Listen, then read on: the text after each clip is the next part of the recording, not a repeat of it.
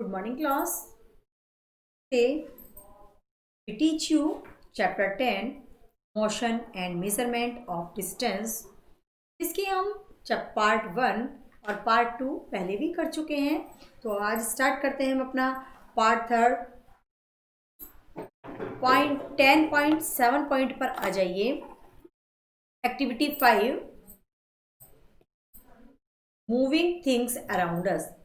जो गतिशील होती है, मूविंग करती कौन है? जो गति करती है, यानी कि गतिशील वस्तुएं हमारे चारों ओर किस प्रकार गति करती हैं, कैसे घूमती हैं। तो आज के बारे में हमारे चारों की गतिशील वस्तु के बारे में हम स्टडी करेंगे। एक्टिविटी 5 हमारी think of some object you have seen recently. कुछ चीज़ों के बारे में देखिएगा, सोचिएगा जो आपने तुरंत तभी देखी हो। एक लिस्ट बना लीजिए उसकी। इंक्लूड ए स्कूल बैग में आप a mosquito, table, people sitting on a chair और people moving about। आपने आसपास देखा होगा कि मच्छर है, मेज है, लोग है खड़े हुए हैं, चेयर है, ये सब हमारे चारों होती हैं चीजें। How did you decide whatever an object is in motion or at rest? You might have noticed that the bird is not at the same place after some time, while the table is at the same place.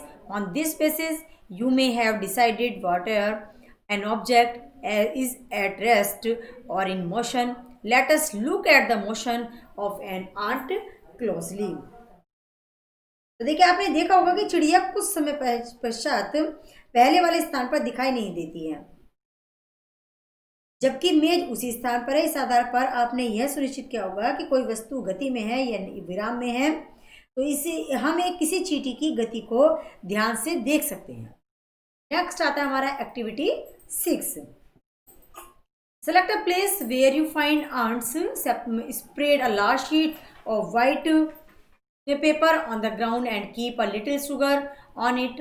Ants are likely to be attracted to the sugar, and you will find many ants crawling on the sheet of paper soon. For anyone ant tried and make a small mark with a pencil near its position where it had just crawled onto the sheet of paper. Keep marking its position after a few seconds as it moves along on the sheet of paper. After some time, shake the paper free of the sugar and the ants connect the different points you have marked with arrows and to show the direction in which the ant was there. तो देखिए, हम इसमें क्या देखेंगे। फर्श पर कागज की एक बड़ी शीट को लीजिएगा,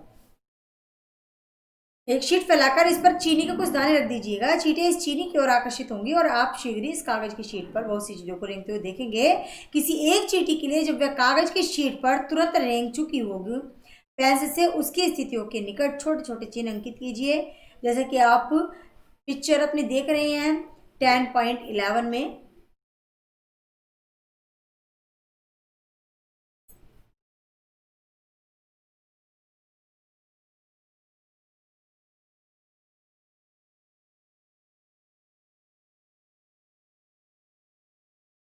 कुछ समय के बाद कागज की शीट को इधर उधर हिलाकर इस पर से चीनी एवं चींटियां हटा दीजिए।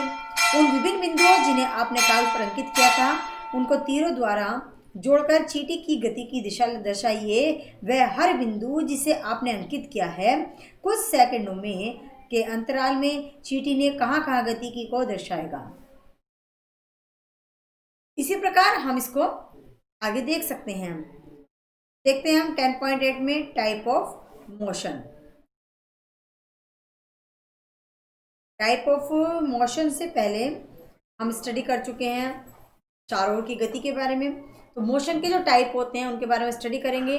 कौन कौन से टाइप है हमारे। You may have observe the motion of the vehicle on the straight road, march past or soldiers in a parade, or the falling of a stone. What kind the motion is this?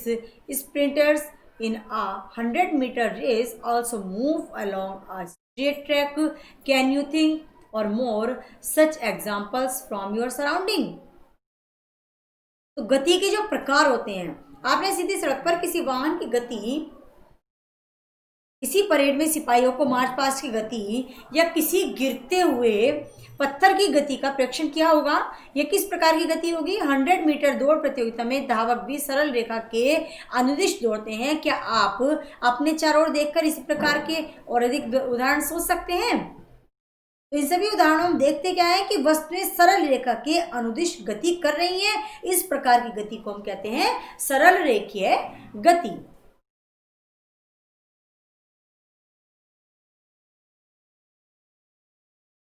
ये हमारी क्या हो रही है? सरल रेखीय गति हो रही है। नेक्स्ट आती है हमारी activity 7। Take a stone, tie a thread to it and whirl it with your hand. Observe the motion of the stone. We see that the stone moves along a circular path. In this motion, the distance of the stone from your hand remains the same. This type of motion is called circular motion. तो एक पत्थर लीजिएगा, इसमें एक धागा बांधिए तथा अपने हाथ से इसे तेजी से घुमाइए। पत्थर की गति को ध्यान से देखिए। हम देखते हैं कि पत्थर वृत्तीय पथ के अनुदिश गति कर रहा होगा। इस गति में पत्थर की आपके हाथ से दूरी समान रहती है। इस प्रकार की गति को वर्तुल गति कहते हैं। सर्कुलर मोशन कौन सा होता है हमारा? जिसको हम कहते हैं वर्तुल गति।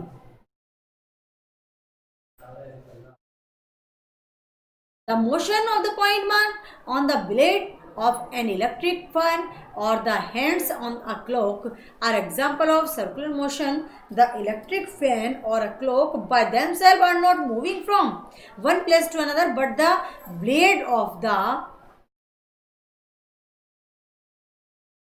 fan rotate, and so do the hands of a clock. तो देखिए, आप बिजली के पंखे की पंखुड़ियों पर अंकित किसी चिन्ह की गति किसी घड़ी के सेकंड की सुई की गति के वर्तुल गति के उदाहरण हैं।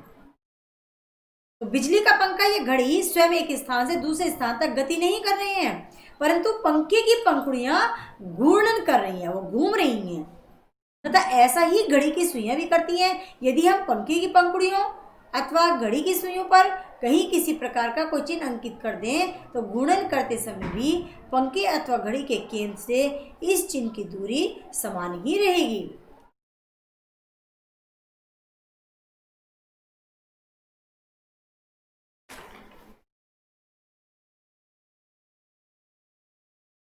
In some cases, an object repeats its motion after some time.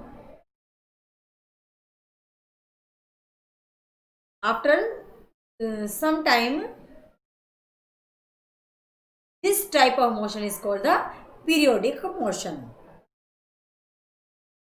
Then take the stone tied with a string that you used in activity 7. You hold the string in your hand and let the stone hang from it. This is a pendulum. Pull the stone to one side with the other hand and let it go. Now the pendulum is in motion. It is an example of periodic motion. A branch of a tree moving to and fro. Motion of a child on the swing. Strings of a guitar or a membrane of drum, tabla being played are all example of periodic motion. तो देखिए, कुछ प्रकरणों में ऐसे भी होता है कि वस्तु एक निश्चित अंतराल के बाद अपनी गति को दोहराती भी है।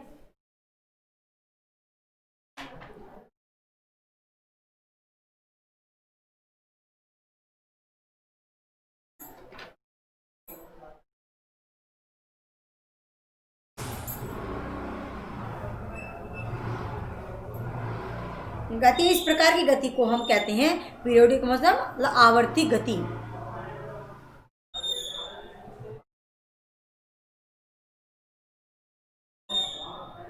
आवर्ती गति हमारी है। आवर्ती गति कहते हैं इसको हम। डोरी से बंधा हुआ वही पत्थर लीजिए जिससे आपने क्रियाकलाप 7 में उपयोग भी किया था। अब डोरी को अपने हाथ में थामिए तथा पत्थर को डोरी से लटकने दीजिए। दूसरे हाथ से पत्थर को एक तरफ खींचिए और फिर स्वतंत्र गति करने के लिए छोड़ दीजिए। यह एक लोलक है। यह लोलक मनोरंजन के साथ साथ आवर्ती गति को समझने में हमारी सहायता करेगा। किसी लोलक की प्रगति, वृक्ष की शाखाओं का इधर उधर लहराना, झूला झूलते बच्चे की गति, सितार की डोरियों की गति, बजते समय डोलों या तबलों के पृष्ठ की जो गति होती है, आवाज़ होती है, वो सभी आवर्ती गति के ही उदाहरण हैं। यानी कि पीरियोडिक मोशन हमारा क्या है, आवर्ती गति के ही वो सब उदाहरण होते हैं। तो क्या आपने कभी इसके बारे में देखा कि भाई एक भाग के रूप में एक सिलाई की मशीन का परीक्षण कीजिए। आपने ध्यान दिया होगा सिलाई मशीन अपनी इसी अवस्थिति पर रहती है, जबकि उसका पहिया वर्तुल गति में चलता रहता है। जो लगातार चल रहा है वो हमारी वर्तुल गति हो जाती है।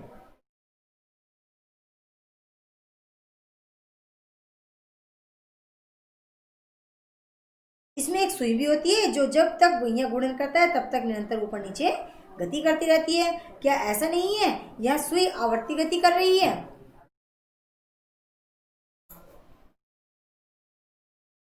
इसके लिए हम एक the ball is rolling on the ground rotating as well as moving forward along the ground, thus the ball undergoes the rectangular motion as well as rotational motion. Can you think of other examples where objects undergo combination of different type of motion?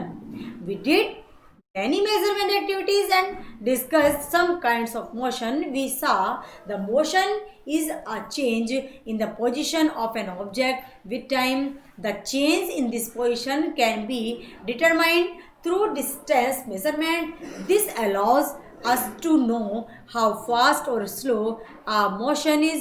The movement of a snail on the ground, the butterfly flitting from flower to flower, a river floating, an aeroplane flying, moon growing around the earth, the blood flowing inside our bodies show that there is motion everywhere around us. तो देखिए हम इस विषय में चर्चा करेंगे कि हमने देखा होगा कि समय के साथ साथ स्थिति में परिवर्तन होना भी एक गति कहलाता है।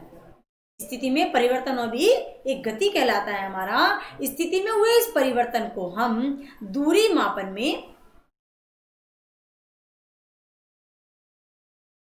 द्वारा ज्ञात कर सकते हैं। इससे हमें जानकारी मिलती है कि कोई वस्तु कितनी धीमी अथवा तीव्र गति से गति कर रही है। फर्श पर घोंघे का रेंगना, तितली का एक पुष्प किसी दूसरे पुष्प पर मंडराना, नदी का चिकनी गोल गुटिकाओं के ऊपर अपने पथ के अनुदेश प्रवाहित होना, वायुयान का वायु में ऊंचाइयों पर उड़ना, जेट पथ चिन्ह बनाना, पृथ्वी के परित यानी कि position of the an object with the time the change in this position can be determined through distance measurement. This allow us to know how fast और slow motion is. The movement of a snail on a ground, a butterfly flitting on from lower flower to flower, and river flowing. तो देखिए वायुयान का वायु में ऊंचाइयों पर उड़ना, जेट पथ चिन्ह बनना, पृथ्वी के परितः चंद्रमा द्वारा गति करना, हमारे शरीर में रुधिर का परिसंचरण आदि सभी उदाहरण हमारे चारों ओर अनेक स्थानों पर होने वाली गतियों को दर्शाते हैं. तो स्टूडेंट इसी के साथ आपका चैप्टर यहीं फिनिश होता है. आई थिंक आप सभी ने बुक से रीड भी किया होगा, आगे भी करेंगे, वीडियो को अच्छे से वॉच करेंगे, चैप्टर को समझने की कोशिश करेंगे. Thank you everyone.